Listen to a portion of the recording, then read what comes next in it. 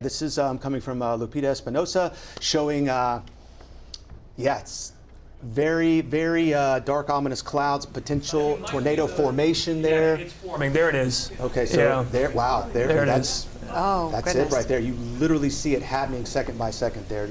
So Darby, what are we actually looking at right there from the moment that it started to what it looks like now? You know, you're seeing why we get so worried about tornadoes.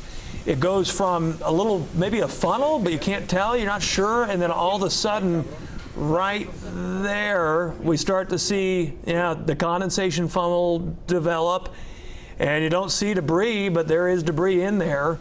It's already lofting it up, it's already damaging homes, and as you were talking about earlier, two homes destroyed, according to the mayor of Little Flock.